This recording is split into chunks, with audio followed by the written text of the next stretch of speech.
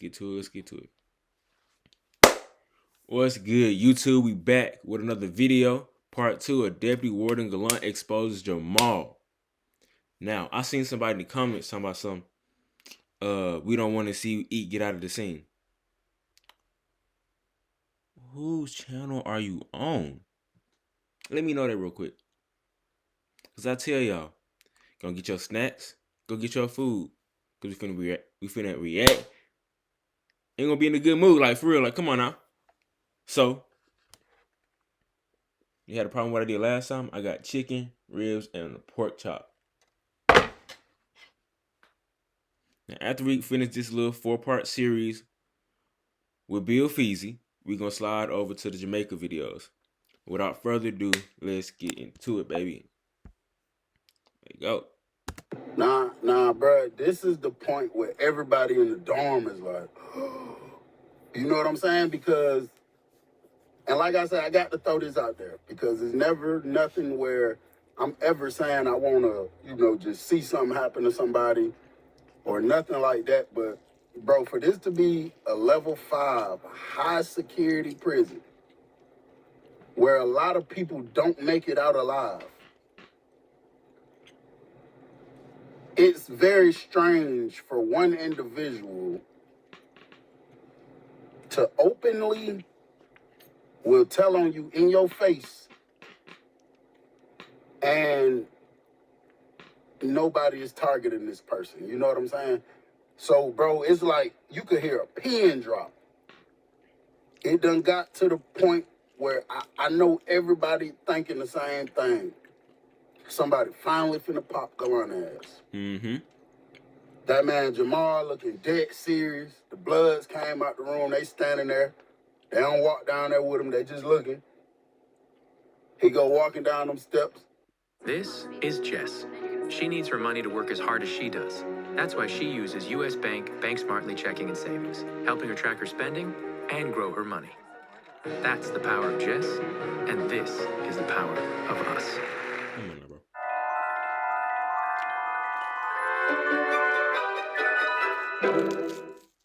Like I said, Gullant stepped out the room a little bit. He's standing like, right in the entrance of the door. He got both his hands on his hips. Jamal got his hand in his pocket. He walking that way. He looking up at Gullant like this while he walking, got his head down, but he like looking up, looking crazy. Gullant say, "Hey, Jamal, I'm going to tell you this now. I don't know if somebody done put some batteries in your back." Mm-hmm. And whenever they say that, they're basically saying like somebody else controlling you, like you're not making your own decisions right now.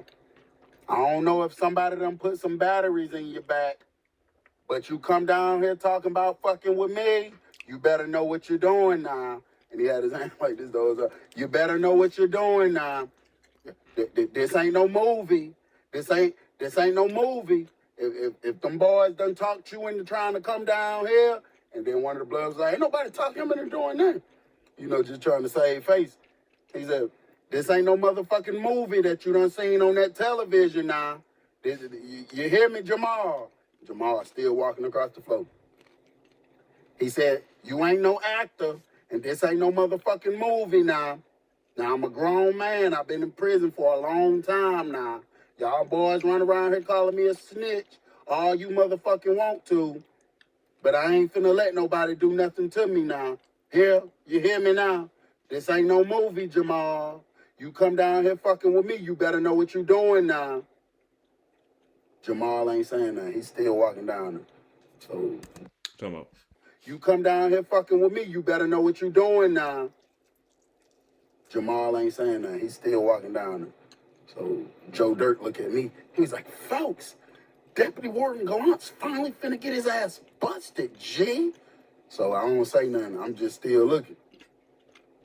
That boy Jamal went walking down them steps, past that shower, past my room. Deputy Warden Gullant turned to him. He said, hey, nah. He pushed his glasses up. He said, Jamal, you don't know who you fucking with. You don't know. You don't know. You don't know. You don't know who you fucking with now. You don't know. And I couldn't hear Jamal say nothing, but he did like this, like nodded to the room. So Deputy Warden Gullant was just staring at him. So he, with his free hand, he grabbed my door, pulled my door wide open. So I'm like, hey, Jamal, hey. So he look up. I'm like, bro, close my door. Close my door, bro. Close my door. Ready to win big with Zinn? In the Win with Zinn sweepstakes, you could win $100,000. Stay far away from nicotine, chat. So he pushed my door back up. He stepped a little closer to Gullant. Gullant backed up, like got him to the little old man stance. And Jamal said, go in the room, bro. And Deputy Warden Gullant was like, hey, man, you don't know what you're doing. This ain't no motherfucking movie you done watched on no television now. This ain't one of them prison shows. This real life. He said, bro, step in the room, bro. The Deputy Warden Gullant looked up. He looked around. That man slid in the room. Slid to the back of the cell. I said, Gullant ain't bullshitting. He on that. Jamal went in the room behind him. So when he went in the room behind him, you had people looking crazy. The people who, you know, had motion running to their room, I know they're going to put their stuff up. I went headed down towards my room. I had to put my phone up and stuff. Joe Dirt came and grabbed my candy bar because he used to put it up in a different spot. This specific one wasn't always in my room. And I didn't hear nothing, bro. I didn't hear no noise through the vent. I didn't even hear no talking or nothing. So I came back out the room. I went up there again, waited for Dirk to come out the little area where he was hiding my candy bars at. He came out. He came and stood back next to me. And, bro, I'd say about 5 minutes went by. The blood's up there like, the hell going on, you know what I'm saying? And, next thing you know, the door flung open. Jamal came walking out the room with his hand in his pocket still. We ain't He fighting was for no 5 walking out minutes. real aggressive, came up the stairs, stepping all aggressive. But when the door swung open, Deputy Warden Gullant was walking from his locker box. He still had his shirt off from the back of the cell, and he walked up to the door and slowly pulled the door up. And Jamal came up the steps with his hand in his pants, in his pocket. And when he got around the range where the Bloods was at, they like, what's up? He was like, man, that nigga ain't talking about shit. He ain't talking about shit. He flexing, home. He flexing. So the Bloods was like, why he ain't popping? So he was like, man, that man ain't talking about shit. That old that man, he don't want no smoke for real, bro. So the Bloods was like, bro, that man called you a rat. Say you be coming to him snitching, giving information and all You that. let that rock. We told you to go pop him. Why you didn't go pop him? Now, they not yelling, but I can hear them because I'm upstairs. You know what I'm saying? They're a few feet over, like a few rooms down. So he was like, man, that man ain't talking about shit, bro. Come on, man, I got the boo on that nigga. Man, that man ain't talking about shit. So while he's saying all this, Deputy Warden Gullant come walking out the room with a candy bar in his hand. I'm like, what the fizzy? I know damn well Gullant ain't finna pop nobody. So now everybody done gave Gullant they undivided attention. He come walking up the steps. He say, listen to me now. Jamal, cornball Jamal, cornball Jamal. Now, motherfucker, I told you I was gonna keep this between us. But since you coming out here hooping and hollering, telling all these motherfucking lies on me like you done did something to me, where your homeboy candy bar at? The candy bar that I know one of y'all gave him when you put the batteries in his back. That's what he was saying to the Blood. He was like, where the candy bar at that y'all gave him? So one of the Blood dudes grabbed his pocket where his hand was at. He was like, dog, ain't no way, dog, that's the same.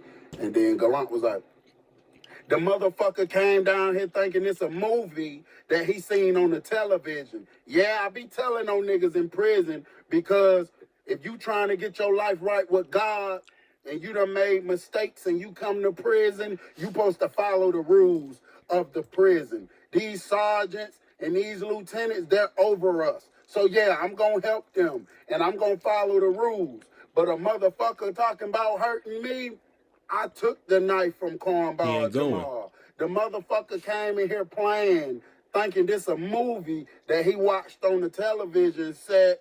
And he pointing at TV. And I took the candy bar from him. And I'm going to turn this in to the warden. Now, I'm going to spare y'all, and I'm going to tell the warden I found it in the dormitory somewhere.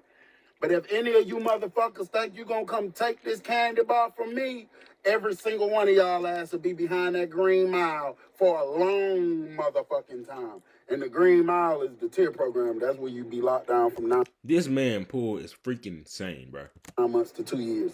And bro, just me from seeing. If Gullant was to ever go up there to the warden and say the Bloods tried to do anything to him, whatever, he's not lying. They would lock every single one of them guys down, bro. Bro, it's so crazy how hard Gullant basically just chumped this man off, just came out calling this man cornball Jamal, you know what I'm saying? His name Jamal for real.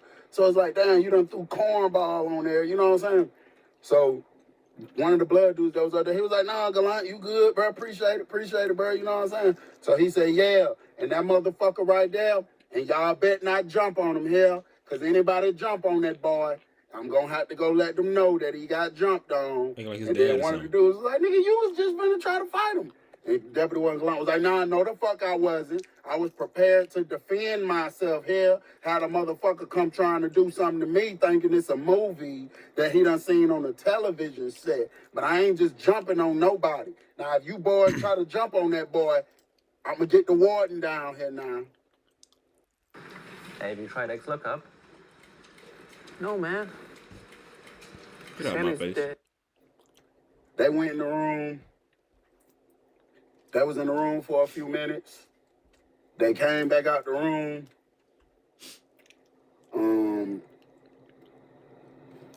And shit. Next thing you know, Jamal went to packing his property. I'm thinking they putting him on the door, but he moved to another room. He moved in the room with a civilian. Ain't no blood no more. So it looks as if the Bloods done dubbed him out. They probably, you feel me, they ain't jump on him, but because they don't really want to leave his dorm, bro. People talk all the smack they want about them faith-based dorms and them, you know, just the laid-back dorms, the dorms that ain't really turned up. But on the low, them niggas be wanting to be in there, bro. Because don't nobody want to really live just drama all day, every day. You know what I'm saying? Rest of the day go by, bro, Jamal don't say 2 words to a Blood. Blood don't say 2 words to Jamal. And before we lock down, Jamal standing outside the cell. I'm brushing my teeth. Looking out the door, the officer done said 10 minutes to lockdown. I look out the window, Jamal and Deputy Warden Gullant right there talking. And I'm just like, that's crazy, bro. Like, this dude, Jamal, he's just out of control, bro. You know what I'm saying? And we locked down. The very next day, I talked to old girl that night about, you know what I'm saying? So she said she was going to do it. She was just a little scared. So I had it set up. The next day was a busy day because, like I said, they was going to have 2,000 cheeseburgers that we had to put together. So it would be easy for me to hide something real quick if I needed to, if my spot got hot or something. You know what I'm saying? So we go out to detail that morning. I'm not directly going over there to where she at because, you know, I told you about that first situation and there was a lot of speculation that me and her had stuff going on. So after that happened, I would always try to, you know, delegate my pickup and drop-offs to somebody else that ain't hot or that ain't suspicious, you know what I'm saying? So when I'm leaving out, I'm waiting at the gate for, you know, the officer to come unlock the gate. And there's a few people down there crowded because the stove is in the same area as the gym. So it'd be people crowded right there, which is a bad thing because I don't need all these people right here while these folks trying to handle this business, you know what I'm saying? Yeah. So I got a dude that work out there going that way to try to grab it from old girl. Man, he get up there. I see a whole lot of movement and stuff going on. And I see him come out. And then I see 2 dudes like talking to him and stuff. He keep trying to walk off. He coming this way. And like they walking with him saying stuff. I see one of the dudes do like this. The 2 dudes that was right there, one of them kind of go jogging up that way while bruh coming this way. So when he coming this way, I heard somebody say something, hey, yo, or something like that. And he looked back. I can't see what they saying to him, but he got my bomb. But I see he's saying something to bruh. It make bruh turn around and go back walking that way. Like, what the hell is he doing? Why is he going that way when I'm over here at this gate? You know, so I go over here, I'm waving my hand at the officer, like, hey, come park the gate, man, come park the gate. So she like, hold on, I'm just filling something out. Last piece, hold on. I'm like, why is he going back up that way? You know what I'm saying?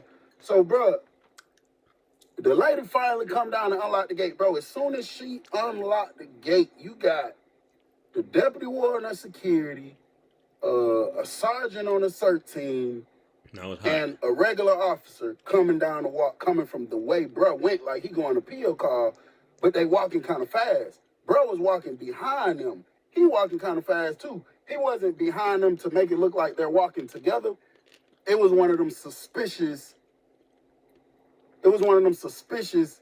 I just told them something, and I'm lingering back a little bit.